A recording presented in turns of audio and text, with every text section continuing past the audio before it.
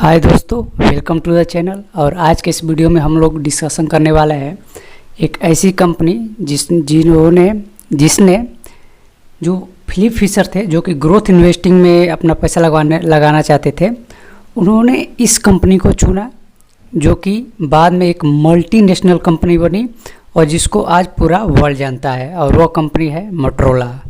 तो मोटरोला की कहानी शुरू होती है 1928 से। 1928 में यह कंपनी जब आई थी तो उसका जो पहला ध्यान था, उस समय वो कंपनी ध्यान देती कि टेलीविज़न प्लस में रेडियो पर ज़्यादा अपना फोकस करती थी।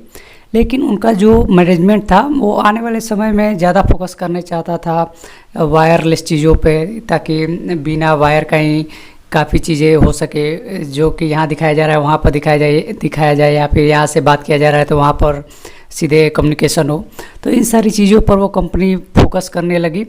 और फिलिप फिशर जो थे, जो कि ग्रोथ इन्वेस्टिंग के मास्टर माने जाते हैं, उन्होंने इस कंपनी में पहली बार जो इन्वेस्टमेंट किया वो 1955 में किया।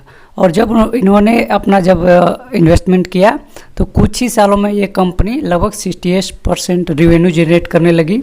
और वो कंपनी अपना जो फोकस था कि वायरलेस चीज़ें, उन सारी चीज़ों पर फोकस करने लगी। और इतना ये कंपनी ग्रोथ हुई कि लगभग 2000 ईस्वी में 2000 ईस्वी में ये कंपनी ने फिलिप फिशर को लगभग 6000% का रिटर्न दिया। तो आप लोग समझ सकते हैं कि कितना बड़ा नंबर था। तो आप लोग यहाँ से समझ सकते हैं कि यहाँ से दो चीज़ें होती है। एक चीज़ है कि फिलिप फिशर ने इस कंपनी को जाना कि ये कंपनी अपने इनोवेशन पर ध्यान दे रही है, यानी कि वायरलेस चीज़ों पर, अब जो कि आने वाले समय में इसका मांग बढ़ने वाला, उन सारी चीज़ों पर ध्यान दे रही है। तब इन्होंने उस कंपनी में अपना इन्वेस्टिंग की।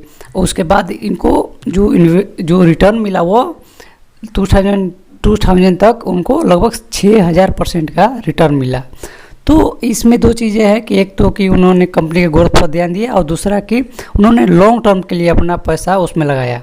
तो यहाँ से आप लोग देख सकते हैं कि लॉन्ग टर्म में जब आदमी खेलता है और कंपनी को मैनेजमेंट और उसका फाउंडेशन चेक करने के बाद तो उसको कितना रिटर्न मिलता है। तो यहाँ से आप लोग देख सकते हैं कि कैसे एक मोटरोला, जो कि 1928 में शुरू हुई, अभी एक अमेरिका की एक मल्टी लेवल कंपनी है। तो हम लोग को उस कंपनी में अपना पैसा लगाना चाहिए जो कि कंपनी ग्रो हो रही है और आने वाले समय के मुताबिक अपने आप को ढाल रही है।